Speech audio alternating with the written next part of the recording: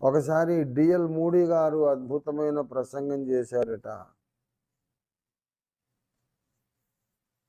ఒక ఆయన గొప్ప ప్రొఫెసర్ వచ్చి, what a wonderful message mister moody, what a powerful sermon, ఎంత అద్భుతమైన ప్రసంగం చేశారండి, గ్రేట్ మెసేజ్ అని అభినందించి సెకండ్ ఇచ్చి వెళ్ళిపోయాడట.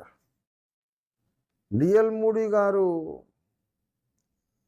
షాక్ తిన్నాడు, దిగ్భ్రాంతిలో ఉండిపోయి ఇంకా ఎవరితో కూడా కలవడానికి ఇష్టం లేక ఆ చర్చిలోనే ఒక ప్రక్కకి వెళ్ళిపోయి ఒక మూలకు వెళ్ళి నిలబడి గోడకు ముఖం పెట్టి వెక్కి వెక్కి వెక్కి ఏడుస్తున్నాడట. హ్యాండ్ కర్చీఫ్ తీసుకున్నాడు, ఏడుస్తున్నాడు, ఒక మనిషి చచ్చిపోయినట్టు.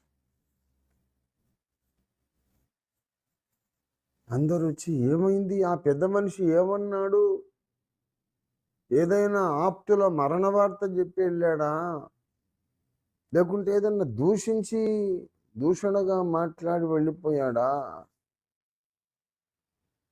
అయ్యగారు దైవజనుడు ఎందుకు ఇలా ఏడుస్తున్నాడు అని అందరూ కంగారు పడి ఆయన దగ్గరికి వచ్చి అనునయించి ఓదార్చడానికి ప్రయత్నించి, అయ్యా ఏమైందో మాకు కూడా చెప్పండి, మేము చేయగలిగింది ఏమైనా ఉందా, మీరు ఎందుకు ఇలా ఏడుస్తున్నారు అంటే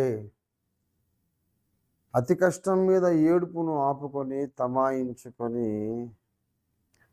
డిఎల్ మూడీ గారు, ఆ మహాభక్తుడు చెప్పాడట తన ఏడుపుకు కారణం.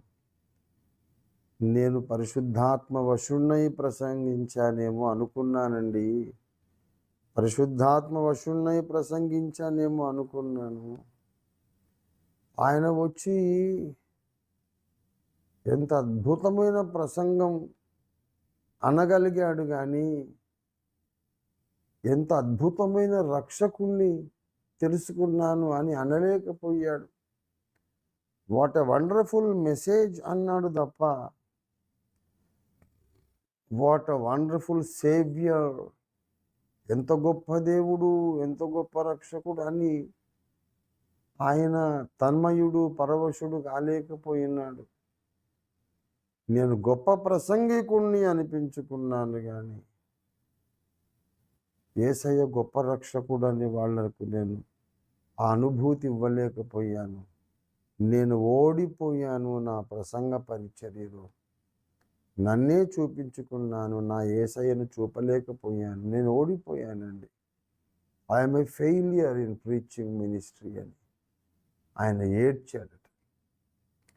ఇది నేను మొట్టమొదట 1 ఇయర్లోనే దేవుడు నా దృష్టికి తీసుకొచ్చాడు. నేను కూడా ఏడ్చాను. అప్పటి నుంచి నేను మంచి ప్రసంగం చేయాలి, గొప్ప ప్రసంగికుడిని అనిపించుకోవాలని ఆశే చచ్చిపోయింది. దేవుని నోటి బూరగా పని చేయాలి, ప్రజలు మెచ్చుకున్నా మెచ్చుకోకపోయినా నాకు పర్వాలేదు, ప్రజలందరూ మెచ్చుకొని అద్భుతమైన ప్రసంగం అని అన్నా సంతోషమే, ఎవ్వరూ మెచ్చుకోకపోయినా సంతోషమే. దేవుడు నా ద్వారా చెప్పించాలనుకున్న ఆ తలంపేదో నేను చెప్పాను అనే తృప్తి నాకు చాలు.